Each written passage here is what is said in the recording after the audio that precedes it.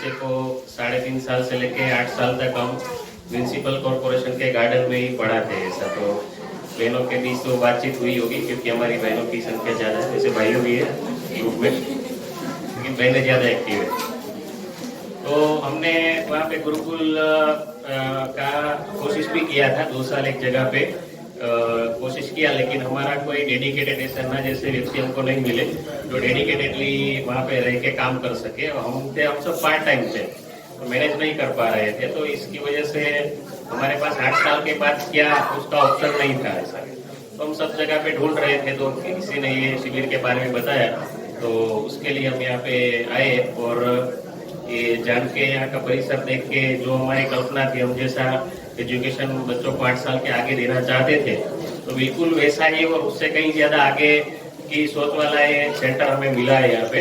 तो अभी हम हमारे जो पेरेंट्स हैं उसको टेंशन रहता था कि अभी तक 3.5 से 8 साल तक तो बहुत अच्छा एजुकेशन हुआ है बच्चों का प्राकृतिक वातावरण में बिना स्कूल गए हुए। तो अभी आगे उसके लिए क्या, तो हम सर्च कर रहे हैं, उसमें से ये जो संस्कार निकेतन है उसका एक बढ़िया ऑप्शन हमें यहाँ पे मिला है।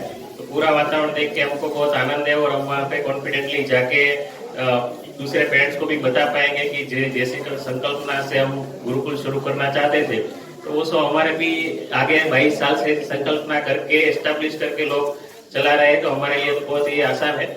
लेकिन यहाँ से इतना ही नहीं कि ये हम डायरेक्ट इसका फायदा ले लेंगे, लेकिन अभी जो बच्चे उनको यहाँ बिठाएंगे और हमारी संकल्पना ऐसी रहेगी कि जब भी हमको वातावरण अनुकूल होगा और हम सब डेडिकेटली काम कर पाएंगे, तो ऐसा सेंटर का एक दूसरा सेंटर उधर भी बनाने का संकल्प हम लेते हैं। जब ये संस्कार निकेतन का नाम तो सुना था 6 महीने पहले, मेरे फ्रेंड ने बोला था कि एक बार वहाँ पे आपको अवश्य जाना चाहिए। तो जब आना हुआ तो ये परिसर देख के ही बहुत अच्छा लगा कि ऐसे जैसा गुरुकुल होता है वैसा खरेखर एक्चुअली गुरुकुल यहाँ पे है। और आज तक गुरुकुल के और अलग अलग संवाद तो बहुत हुए, लेकिन आपके जो यहाँ पे एक रीत है कि कोई भी चीज को एक हमने पहले से देखा कि जीवन विकास का मुद्दा है या कुटुंब का है, जो एक्चुअली पहले क्या होता है कि एक लेक्चर यहाँ से डिलीवर होता है और वहाँ पे श्रोतागण सुनते हैं, फिर क्वेश्चन आंसर होता है। लेकिन एक गट वाला आज तक कभी नहीं हमने देखा था, तो ये मेरे लिए बहुत नया था। और ये एक्चुअली स्टडी का अध्ययन की अलग अलग पद्धतियां होती है, बहुत सारी पद्धतियां होती है। तो ये पद्धति बहुत अच्छी लगी हमको, ये पहली बार अनुभव लेके कि बहुत सारे लोग होते उसका अनुभव आता है एक ही विषय में, फिर यहाँ पे उसका सार भी कहते हैं, तो एक विषय होता है ना वो गहनता से उतर जाता है। तो ये बहुत अच्छा लगा। और बच्चों के साथ भी बातचीत की तो वो भी बहुत खुश है, यहाँ पे भी बच्चे, तो उसको उन्होंने भी अपना शेयरिंग किया कि हम ऐसे ऐसे यहाँ पे रहते हैं। तो बहुत अच्छा लगा। जो भोजन की जो व्यवस्था है और रसपान की जो व्यवस्था है वो बहुत अच्छी लगी। और सबसे अच्छा लगा कि यहाँ पे जो प्रेम भाव मिला, ये 2 दिन हम सब एक ग्रुप में रहे या मतलब सब साथ में रहे, तो वो सबसे बड़ी चीज वो हम लेके जाते हैं। वो यहाँ से जो प्रेम भाव मिला है वो जिंदगी भर हम कभी भूल नहीं सकते ऐसा प्रेम भाव मिला। और गुरुकुल का विचार बहुत सारे हम बातचीत कर रहे थे, तो ऐसा सामने आया कि जैसे बच्चे को गुरुकुल यहाँ पे तो हम पढ़ाते हैं, वैसे एक गुरुकुल हमारा घर भी बन सकता है हमारा माता पिता के आचरण से। तो एक नई गुरुकुल के बारे में और व्यक्ति निर्माण के बारे में और हमारा खुद को परिवर्तन करने के बारे में एक नई ऊर्जा लेके जा रहे हैं। और ऐसा कार्यक्रम फ्रिक्वेंटली बार बार होना चाहिए। और ये भी अच्छी बात है कि आपने गुरुकुल के माता पिता को तो शामिल किया है। मेरे बच्चा यहाँ पे कोई पढ़ता नहीं है, मैं मेरे फ्रेंड के यहाँ से आया, तो वो भी बहुत अच्छी बात है कि लोगों को पता चले कि ऐसा सब हो रहा है। तो आप जो सम्मिलित कर रहे हो, मतलब जो पेरेंट्स नहीं है उसको भी यहाँ पे आने का, तो वो भी बहुत अच्छी बात है। तो बहुत अच्छा एक्सपीरियंस रहा। ऐसा कार्यक्रम फ्रिक्वेंटली होता रहे, वो हमारी भावना है। नमस्ते। वैसे जो बात मैंने सोची थी बोलने के लिए वो सब भूपेश भाई ने बोल दी। अभी मेरे लिए बोलने का कुछ ज्यादा बचा नहीं है, लेकिन जो सबसे अच्छा अनुभव जो रहा कि सभी अलग अलग जगह से हैं, अलग अलग भाषा से हैं, लेकिन सब एक हैं। जो हम जैसे एक बार बीच में बोला था कि कहाँ से हो, तो भारत से हूँ, कर्मयोगी जी ने शायद बोला था। तो यहाँ पे वो अनुभूति ऐसे ही हो जाती है कि हम सब एक हैं। उसका एक कारण जो है, बेसिक रीजन एक वो भी है कि शायद ज्यादातर लोग दादाजी के विचार से जानकारी थे और दादाजी के सब विचार अच्छे से जीवन में लाए हुए हैं। तो एक रीजन ये भी है, और दूसरा रीजन ये है कि यहाँ की जो टीम है, परिवार है, उन्होंने ऐसा वातावरण यहाँ पे खड़ा किया है कि जिसकी वजह से हम सबको ऐसा लगता है कि ये हमारा घर ही है। 2 दिन में ऐसा सभी ने महसूस किया है कि हमारा तो बच्चे अभी तक यहाँ पे नहीं पढ़ रहे हैं, लेकिन फिर भी ऐसा लग रहा है कि यहाँ हमारा घर ही है। ऐसा प्रेम भाव हमें यहाँ पे मिला है। काफी चीजें हमें जानने को भी मिली। हमारा जो ग्रुप है, तो हम अलग अलग जगह पे अगर ऐसी कोई ऑल्टरनेटिव सिस्टम चल रही है एजुकेशन में, तो वहाँ के लोग क्या सोचते हैं, कैसे ये सिस्टम चलती है, कैसे वो पढ़ाते हैं, या जीवन में बच्चों के जीवन में विकास कैसे हो। तो सभी के अलग अलग विचार हैं, अलग अलग तरीके से वो काम कर रहे हैं, लेकिन ये सिस्टम ज्यादा ट्यूनिंग में आ रही है। उसका एक रीजन शायद ये भी है कि हम सब का बेसिक विचार शायद एक है, दादाजी का विचार। इसलिए तो काफी हम लोगों को काफी अच्छा लगा और बार बार यहाँ आने का मन करेगा हमारा। धन्यवाद। आपने हमको यहाँ पे इनवाइट किया और हम लोगों को बहुत कुछ जानने को मिला। कई साल से हम देख रहे थे कि बच्चों के लिए गुरुकुल कैसा होगा, ट्राई भी किया, और यहाँ पे आके हमको प्रॉपर गुरुकुल का महत्व समझ में आया है, जहाँ पे किसी भी तरह का कोई स्वार्थ नहीं है और निस्वार्थ भाव से बच्चों को, और यहाँ पे बच्चों के पेरेंट्स और आने वाले सभी मेहमानों का स्वागत एक तरह से और अच्छे से किया जाता है। Thank you. दंपति मिलन, ये संकल्पना तो बहुत अच्छी संकल्पना है और ये होना चाहिए। वैसे देखा जाए तो मुझे महाराष्ट्र के बारे में मालूम है, ज्यादा तो मालूम नहीं, लेकिन महाराष्ट्र में जितने भी संत हुए, जितने भी ऋषि हुए, उन्होंने मतलब गृहस्थ आश्रम से ही शुरुआत की उन्होंने, और दंपति से उन्होंने काम करने की काम जो किया है उन्होंने। पीछे खड़े ताईदादा बैठ साथ में लीजिए उन्होंने काम किया है अपनी तो जगह पे। ऐसा सेशन खत्म नहीं हुआ अभी तक। तो ऐसा काम दंपति के साथ में होना चाहिए और इसके लिए और ज्यादा कोशिश करेंगे तो और साल में 2 बार भी हुआ तो क्या अच्छी बात है।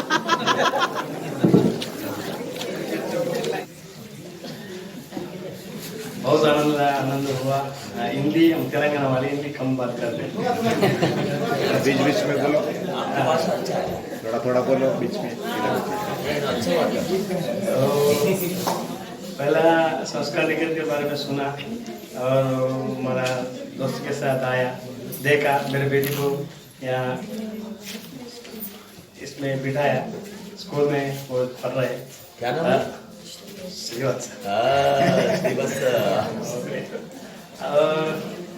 ये दाम्पत्य मिलन सम्मेलन मुझे अच्छा लगा, क्योंकि हम साथ में इतने आदमी आते हैं तेलंगाना से, लेकिन नहीं मिलते, दूर दूर है, गांव दूर दूर है, लेकिन आने में एक गाड़ी में आते और गाड़ी में भी एक बार उन्हें ड्राइव करता, मैं ड्राइव करता, ऐसा टाइम नहीं लगता बात करने में। तो व्यवहार में बहुत बिजी होते, तो गांव में कार्य में भी बहुत बिजी होता, लेकिन इस 2 दिन में सबके साथ और बहनों को भी परिचय हुआ और इसके साथ भी हम साथ में आते 2 दिन में अच्छा पक्का हुआ। और शायद मेरे को मैं जानता हूँ 2001 में मैं कुमार अवस्था हूँ, उसका टाइम में शिविर रहा, स्वाध्याय का एक शिविर रहा, दादा जी का शिविर में सुना, ये सब विषय मैंने सुना, लेकिन इसमें शिक्षण की व्यवस्था अच्छी तरह सुना। तो कुटुंब का जो विषय है हमने सुना है वर्ग में, वो सुना मैंने, अभी तक मैंने सुना, अभी सुना। और गेम खेला है, मस्त रहा, सबके साथ संबंध है, और जो नया नया लोग बचे हुआ है, और क्या बोलूँ ये 2 दिन में बहुत खूब मजा हुआ है। और गांव में से नहीं निकला अभी तक मैंने। आपकी जो शिक्षक है ना, वो शिक्षकों को देखकर मुझे, मेरी बेटी मेरे को गाँव घर में बहुत सताती थी, दोनों बेटी, लेकिन आप कैसे संभाल और शिक्षकों को और अन्ना जी को नमस्कार। बहुत मैं भी रात के समय सोने के समय एक चरित्र को भी मैं भी बोलता हूँ घर में, लेकिन वो नहीं सुनते। नाना क्या बोलता तेलुगु मस्त निद्रा सुननी आ रहा, अब नींद आ रहा मुझको, ऐसा बोलते। लेकिन एक बात, वो अभी श्रीवास हमारे साथ आके खाने के समय आके बोले कि संभाजी को औरंगजेब कैसे मारा। वाह, एक तो मेरे को रोम ऐसा, मेरे बेटे क्या बोलते खड़े हो गए, मेरी बेटी मेरे सामने संभाजी, वो मैं वही चाहता, मैं चाहिए, मेरे को वही चाहिए।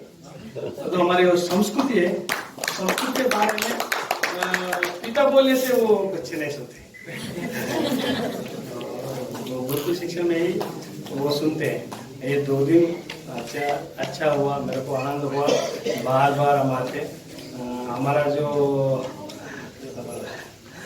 मैंने बोला वहाँ पे खोलो ऐसा, लेकिन मुझे बहुत थोड़ा, कितना भी हो भाई, कर्म आगे भी बोल रहे होता बोल रहे, इसमें कुछ अलग है, इसमें कुछ प्राण है, वो हम कहीं नहीं, मेरा मन में था, कहीं नहीं देखा मैं।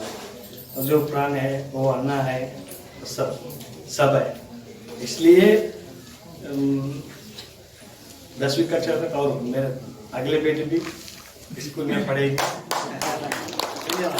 अन्ना से एक बात सुनी, सर्वारंभेण दोषेण, कोई भी चीज आरंभ करते हैं दोष आएगा, और वो सोच के अगर नहीं किया तो शुरू ही नहीं होगा। मतलब हर बार जब हम यहाँ पे से सूरत जाते हैं ना वापस, कई सारी अच्छी बातें लेकर जाते हैं। दाम्पत्य सम्मेलन मेरे लिए भी मेरा पहला ही अनुभव है, इससे पहले 2 बार आया, आज 3री बार है। तो जब भी आया तो कुछ नया मिला, अपनापन मिला। एक बात जो हमेशा सबके दिमाग में रहती है कि हमें क्या करना है, मतलब ध्येय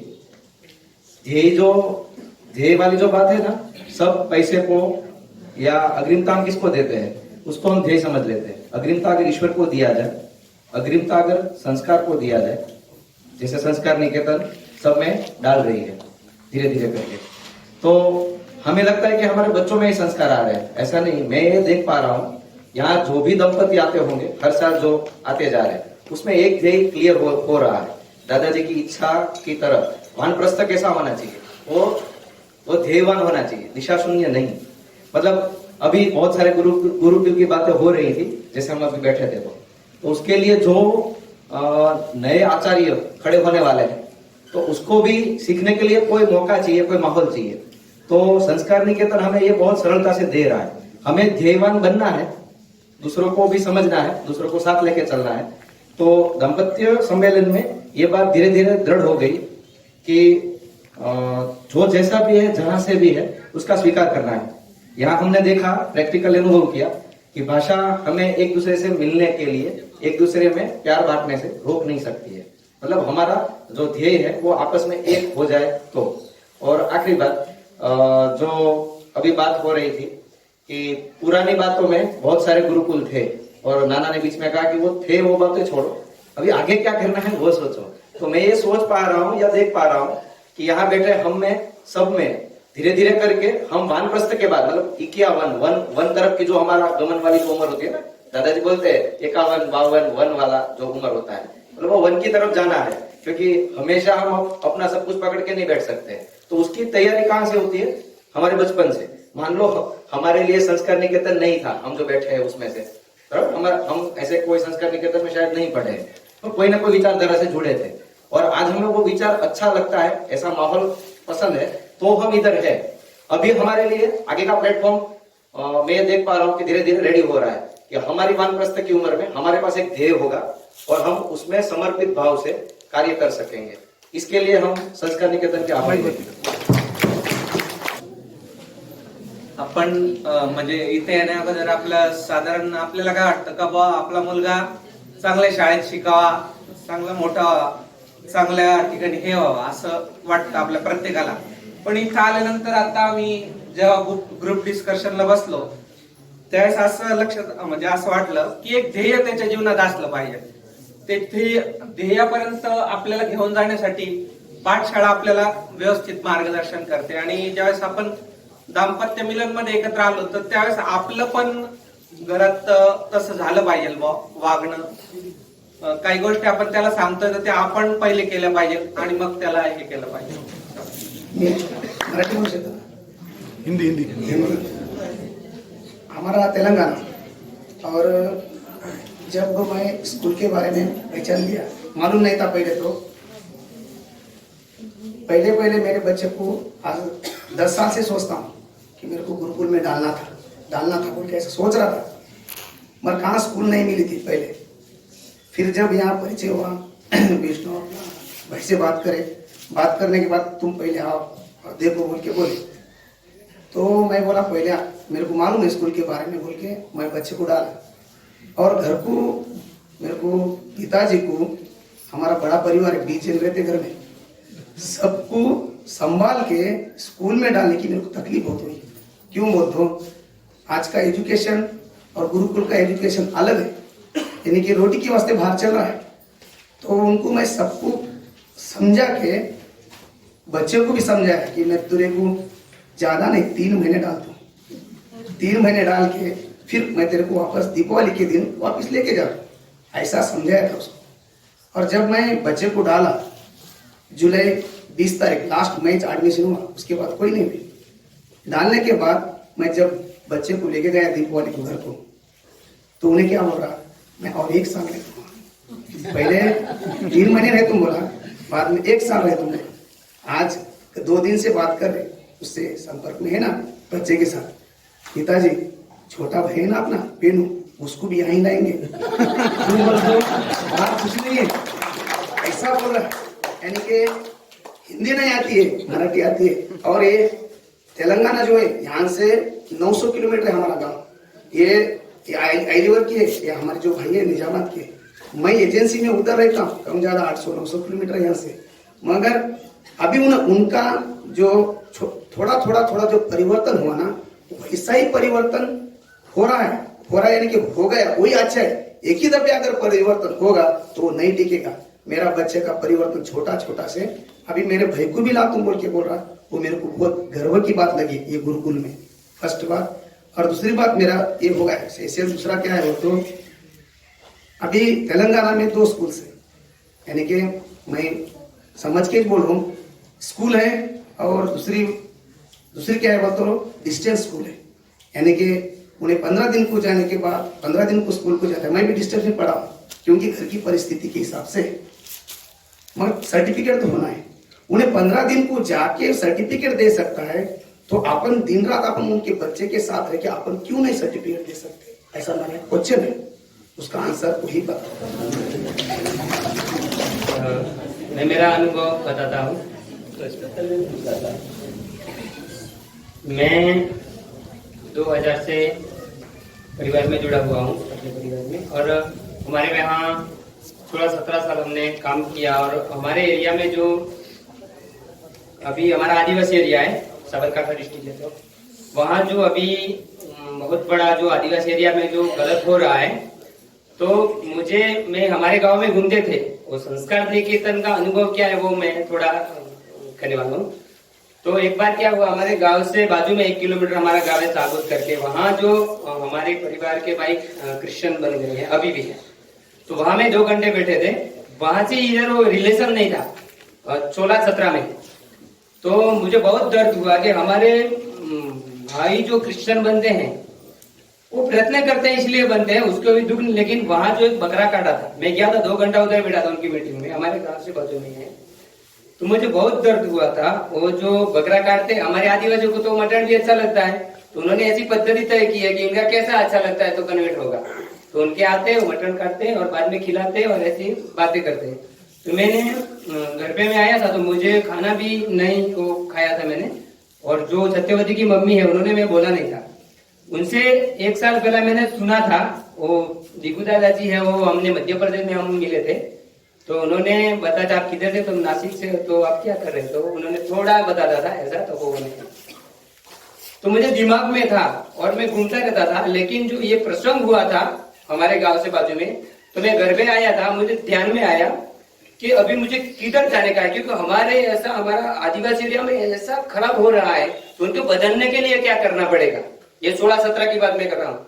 तो मैंने दिमाग में है कि वो भाई था वो नासिक से, उन्होंने अन्ना का नंबर मैंने लिया था वो दिगू दादा से पास से, तो मुझे ध्यान में आया कि ये ऐसा नंबर है। तो तब मैं उधर से वो सत्यवती को मम्मी को बोला नहीं था, मैं थैला भर के निकल गया था, मैं नासिक भी पता नहीं था वो, मैं ये बात मैं किसी को नहीं बताई, आज भी बता रहा हूँ। तो मैं निकल गया था, तो सूरत आ गए थे। सूरत आने के बाद मैंने अन्ना को फोन किया था, वो मैं पहचानता नहीं था, नंबर था, तो मैं ऐसे ऐसे गुजरात से आ रहा हूँ और वहां आने का है। वो रात 11 बजे मैंने फोन किया था, पहचानते भी नहीं थे। तूने बोला कि आप कैसे आएंगे, तो मैं ऐसे जो नासिक, अन्ना ने बोला था नासिक की गाड़ी मिलेगी, ऐसे मना नहीं किया था। तो मैं उधर से आया था, इधर मैं नासिक में उतरा था, और उतरा था तो वहां लगभग 4 बजे में उतरा था शायद। तो मैं मोबाइल था मेरे पास, तो मोबाइल मेरे पास पुस्तक था जीवन तीर्थ, तो मैं मोबाइल से वो पढ़ता था, मैं लाइट से पढ़ते पढ़ते मैंने दिन उगारा था बस स्टैंड में। बाद में मैंने अन्ना को फोन किया, क्योंकि अभी तो सो रहे हैं, मैं फोन नहीं करता हूँ ऐसा। सुबह में फोन किया तो अन्ना ने बोला कि साई खेड़ा की बस, वो तो मैं शब्द भी साई खेड़ा गांव बोला था, तो वो मुझे भूल गया था मुझे, तो साई खेड़ा क्या है, तो वो शौक से लिखा था एक बस पे, शौक से ये है ना, तो साई खेड़ा साहब, मैं 10 लोगों को पूछा था ये साई खेड़ा वाली है ना, तो मैं उधर से साई खेड़ा सुबह में आया था, वो उधर से मुझे अन्ना ने दिगू दादा को भेजा था, तो मुझे साई खेड़ा इधर लाया था। मैं 15 दिन इधर रहा था, उनको मैं बताया नहीं था मैं मजदूरी कर रहा हूँ, ऐसा पता था सत्यवती को मम्मी। मैं इधर 15 दिन रहा था, वो अन्ना ने मुझे कुछ ऐसा किया ही नहीं था। इधर आके मुझे हुआ कि जो मुझे मिलना था वो मिल गया। बाद में 15 दिन में उधर गया था, 2 दिन गया, वापस आ गए थे। ऐसे में 2017 से आते जाते रहता हूँ। अभी इतनी ताकत मिली मुझे, तो अभी हमारे 56 बच्चे तपोवन में पढ़ते हैं। 2 दिन से हम सब दंपति सम्मेलन के उद्देश्य से यहाँ पे जुड़े हुए थे। सभी का भी डिजिटल उपवास कुछ ही घंटों में समाप्त होने वाला है। इसकी बधाई।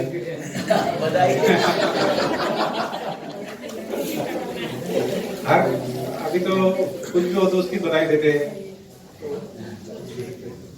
पहले तो ये जो सेशन अपना चल रहा है, ये हमें ये बताने को कहा है कि ये 2 दिन में आपने क्या सीखा, कैसा लगा। तो ये जो दंपति सम्मेलन है, ये सम्मेलन में मैं भी पहली बार आया हूँ,